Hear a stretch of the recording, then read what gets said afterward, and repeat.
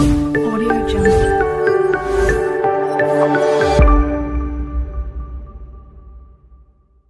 নমস্কার বন্ধুরা, গল্পবন্ধুর দরবারে আপনাদের স্বাগত। আমরা আপনাদের সামনে এখনো অবধি রবীন্দ্রনাথ ঠাকুর, সত্যজিৎ রায়, সুকুমার রায়, বিভূতিভূষণ বন্দ্যোপাধ্যায়, শরৎচন্দ্র চট্টোপাধ্যায়ের গল্প পরিবেশন করেছি। আজ আমরা আপনাদের সামনে নিয়ে এসেছি ঈশ্বরচন্দ্র বিদ্যাসাগরের অনুবাদ করা এক গল্প নিয়ে। আশা করি আপনাদের এই গল্পটি ভালো লাগবে। গল্পটি প্রধানত কুসংস্কারের বিরুদ্ধে একটা সোপান বলতে পারেন। তো চলুন এখন আমরা শুনে নিই ঈশ্বরচন্দ্র বিদ্যাসাগরের লেখা গল্প অকুতূহলতা।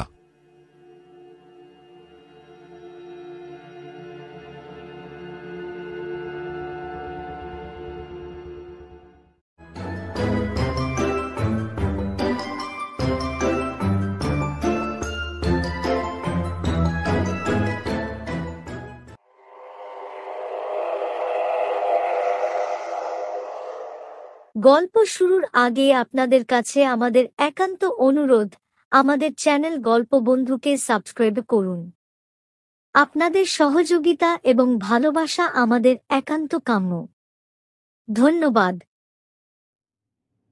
ফরাসি দেশে দেশুলিয়ার নামে এক সদ্বংশসম্ভূতা কামিনী ছিলেন। তিনি কবিত্বশক্তি দ্বারা স্বদেশে বিশিষ্টরূপ খ্যাতি ও প্রতিপত্তি লাভ করেন এবং সর্বপ্রকার লোকের নিকট বিলক্ষণ আদরণীয় হয়েন। একদা তিনি লুসিবেলের কৌন্ট ও কৌন্টেসের সহিত সাক্ষাৎ করিবার নিমিত্ত তাহাদের বাসস্থানে গমন করিলেন। তথায় উপস্থিত হইলে কৌন্ট ও কৌন্টেস তাহার রাত্রিবাসের নিমিত্ত আপনি ইচ্ছানুসারে গৃহ মনোনীত করিয়া লুন। কিন্তু একটি গৃহ নির্দিষ্ট করিয়া কহিলেন, কেবল এই গৃহে থাকিতে পাইবেন না, ইহাতে রাত্রিকালে ভূতের আবির্ভাব ও উপদ্রব হয়। কেবল আমরা উভয়ে ঐরূপ ভাবি, এরূপ নহে। এই বাটিতে যত লোক আছে দেখিয়া শুনিয়া সকলেরই ঐরূপ সংস্কার জন্মিয়াছে। এই গৃহের মধ্যে রাত্রিতে প্রায় সর্বদাই বিরূপ শব্দ ও গোলযোগ শুনিতে পাওয়া যায়। এজন্য কেহ সাহস করিয়া রজনীতে এই গৃহে প্রবেশ করিতে পারে না। এই কথা শ্রবণমাত্র অতিমাত্র কৌতূহলাক্রান্ত হইয়া দেশুলিয়র কহিলেন, অদ্য আমি গৃহেই রজনী যাপন করিব এবং কি কারণে ঐরূপ বিরূপ শব্দ ও গোলযোগ হয় পরীক্ষা করিয়া দেখিব। কৌন্ট মহাশয় তাহার এই প্রতিজ্ঞা শুনিয়া চকিত হইয়া উঠিলেন এবং চমৎকৃত হইয়া কহিলেন, আমরা কোন ক্রমে আপনাকে এই ভয়ঙ্কর গৃহে রাত্রিবাস করিতে দিব না। প্রভূত কৌতূহলবশত এক্ষণে আপনকার এরূপ ইচ্ছা ও সাহস হইতেছে বটে, কিন্তু অকিঞ্চিতকর কৌতূহল চরিতার্থ করিতে গিয়া পরিণামে আপনকার অসুখ ও যন্ত্রণার সীমা থাকিবেক না, অধিক কি আপনার প্রাণ সংশয় পর্যন্ত ঘটিতে পারে। অতএব আমি আপনার এই অসমসাহসিক অধ্যবসায় কোনো মতে অনুমোদন করিতে পারি না। এই রূপে তিনি অনেক বুঝাইলেন ও অনেক ভয় দেখাইলেন, কিন্তু দেশুলিয়ার কোনো ক্রমেই বিচলিত হইলেন না। কৌন্টেসও তাহাকে অশেষ প্রকারে বুঝাইলেন ও বিস্তর বাদানুবাদ করিলেন, কিন্তু কৃতকার্য হইতে পারিলেন না। দেশুলিয়ারের এই স্থির সিদ্ধান্ত ছিল, লোকে সচরাচর যে ভূতের গল্প করে ও ভূতের উপদ্রব বর্ণনা করে, সে সকল নিরবচ্ছিন্ন ভ্রান্তিমূলক ও কুসংস্কার জনিত দুর্বলচিত্ত লোকেরাই তাদৃশ কল্পিত বিষয় বিশ্বাস করিয়া থাকে। এই সংস্কারবশত কিছুতেই তাহার সাহস সংকুচিত বা ব্যতিক্রান্ত হইল না। দর্শনে কৌন্ট ও কৌন্টেস ভয় ও দুর্ভাবনায় অভিভূত হইয়া যথোচিত বিনয় করিলেন, ভর্ৎসনা করিলেন, দুঃখ প্রকাশ করিলেন, কিন্তু কিছুতেই তাহাকে অবলম্বিত অধ্যবসায় হইতে বিরত করিতে পারিলেন না। অবশেষে নিতান্ত নিরুপায় ভাবিয়া তাহার প্রস্তাবে সম্মত হইলেন। অনন্তর দেশুলিয়ার এক পরিচারিকা সমভিব্যাহারে শয়নাগারে প্রবেশ করিলেন এবং পরিচ্ছদ পরিহার পূর্বক পালঙ্কে আরোহণ করিয়া পরিচারিকাকে কহিলেন, পালঙ্কের শিখরের দিকে একটি বড় বাতি জ্বালিয়া রাখো এবং দৃঢ়রূপে দ্বার রুদ্ধ করিয়া চলিয়া যাও। সে তদীয় আদেশানুরূপ কার্য সমাধা করিয়া প্রস্থান করিলে পর তিনি স্বজন করিয়া কিয়ৎক্ষণ পুস্তক পাঠ করিলেন এবং পাঠ করিতে করিতে নিদ্রাভিভূত হইলেন। কিঞ্চিৎকাল পরে বিকট শব্দ হইতে লাগিল। সেই শব্দে তাহার নিদ্রাভঙ্গ হইল। অবিলম্বে দ্বার উদ্ঘাটিত ও পদসঞ্চারণ ধ্বনি আরব্ধ হইল। শ্রবণমাত্র দেশুলিয়া স্থির করিলেন, বাটির সকলে যাহাকে ভূত ভাবিয়া ভয় পাইয়া থাকে সেই। পরে তিনি অবিচলিত চিত্তে ও অসংকুচিত স্বরে তাহাকে সম্বোধন করিয়া কহিলেন, তুমি যে হও না কেন, আমি তোমায় স্পষ্ট করিতেছি, কিছুতেই আমি ভয় পাইব না। বাটির সকলের যে অমূলক ভয় ও সংস্কার জন্মিয়া আছে, আজ তাহার নিগুড় তথ্য উদ্ভাবিত করিব বলিয়া যে দৃঢ় প্রতিজ্ঞা করিয়াছি, কোনো কারণে তাহা হইতে বিচলিত হইব না। যদি আমার ভয় দেখাইয়া তাহা হইতে বিরত করা তোমার অভিপ্রেত হয়, তুমি কদাচ কৃতকার্য হইতে পারিবে না। আমার ভাগ্যে যাহা ঘটুক না কেন, আমি শেষ পর্যন্ত না দেখিয়া ক্ষান্ত হইব না। দেশুলিয়ার এই বলিয়া বিরত হইলেন, কিন্তু উত্তর পাইলেন না। তিনি পুনরায় ঐরূপ কহিলেন, তথাপি কোনো উত্তর পাইলেন না। পালঙ্কের অতি সন্নিকটে একটি কাঠের পর্দা ছিল, উহা উল্টিয়া মশারির উপর পতিত হওয়াতে একটা বিকট শব্দ হইল। যাহাদের ভূতের ভয় আছে এরূপ অবস্থায় ঐরূপ শব্দ শুনিলে ও ঘটনা দেখিলে তাহাদের বুদ্ধিভ্রংশ ও চৈতন্য ধ্বংস হয়, তাহার কিছুমাত্র সংশয় নাই। কিন্তু দেশুলিয়ারের মনে ভয় বা উদ্বেগের অনুমাত্র সঞ্চার হইল না। তাহার এই সন্দেহ হইল, বাটির কোনো ভৃত্য আমায় ভয় দেখাইতে আসিয়াছে। তুমি কে, কি জন্য এখানে আসিয়াছ বলো। তুমি কখনই এরূপে ভয় প্রদর্শন করিয়া আমায় ব্যাকুল বা বিচলিত করিতে পারিবে না। উহা কোনো উত্তর দিল না, প্রশান্তভাবে গৃহমধ্যে ভ্রমণ করিতে লাগিল। কিয়তক্ষণ পরে উহা জ্বলন্ত বাতির নিকটে উপস্থিত হইল। অবিলম্বে বৃহৎ বাতি ও বাতির প্রকাণ্ড আধার উল্টিয়া পড়িল। ভয়ানক শব্দ ও গৃহ অন্ধকারময় হইল। তাহাতেও তিনি কিঞ্চিৎমাত্র ভীত বা উৎকণ্ঠিত হইলেন না। অবশেষে সেই রাত্রিচর পালঙ্কের পাদদেশে উপস্থিত হইল। তখনও দেশুলিয়ারের অন্তঃকরণে অনুমাত্র ভয় সঞ্চার হইল।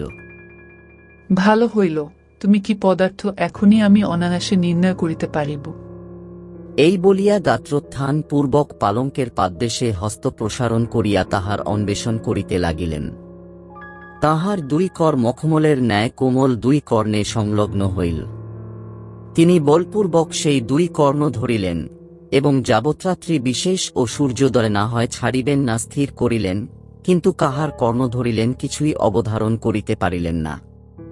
এইভাবে অবস্থিত হইয়া তিনি রজনীর অবশিষ্ট কাল অতিবাহিত করিলেন। রাত্রি প্রভাত হইলে এই অদ্ভুত ব্যাপারের স্বরূপ নির্ণয় হইল। ওই বাটিতে এক বৃহৎ কুকুর ছিল। দেশুলিয়ার দেখিলেন ওই কুকুরের কর্ণ ধরিয়া আছেন।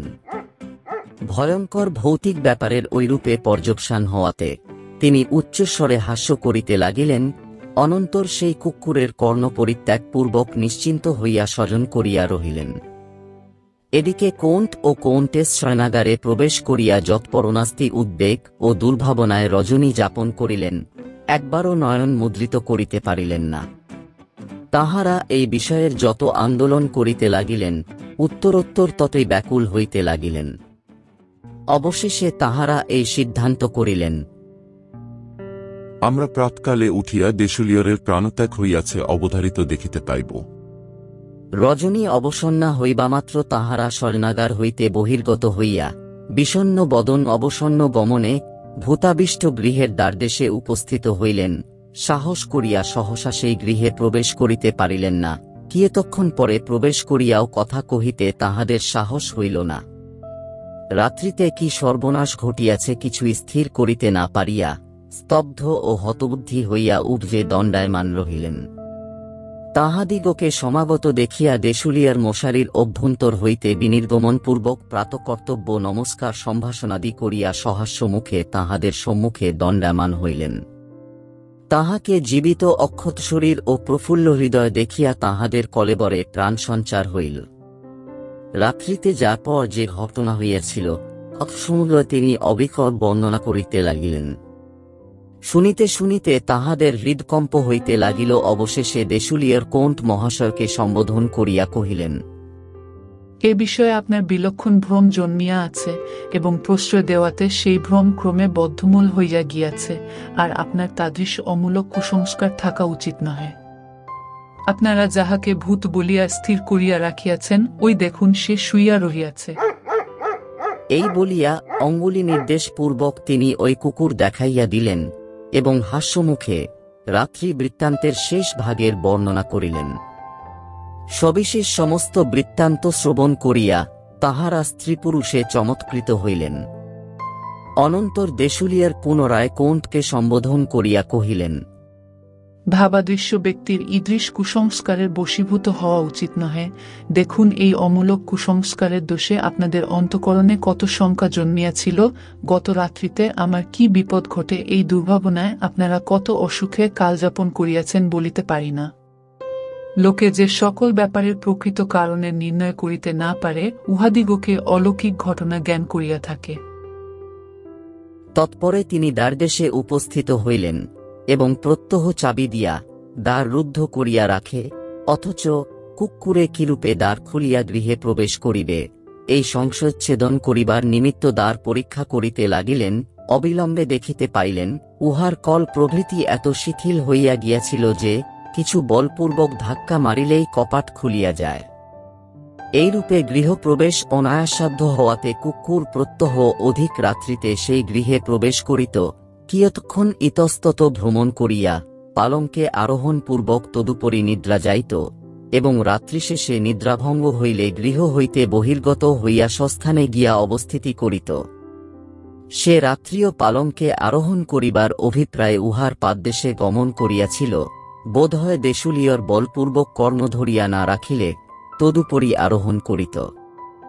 যাহা হোক, কোণ্ঠ ও কোণ্টেস এইরূপে ভৌতিক বৃত্তান্তের সিদ্ধান্ত হওয়াতে অত্যন্ত সন্তুষ্ট হইলেন এবং দেশুলিয়ারের সাহস, বুদ্ধিকৌশল ও অকুতভোজতা দর্শনে চমৎকৃত হইয়া মুক্তকণ্ঠে তাহাকে শত শত সাধুবাদ প্রদান করিতে লাগিলেন। ফলত তিনি স্ত্রীলোক হইয়া সাহস ও অকুতভোজতার যেরূপ পরিচয় দিয়াছেন, পুরুষ জাতির মধ্যেও সচরাচর সেরূপ দেখিতে পাওয়া যায় না।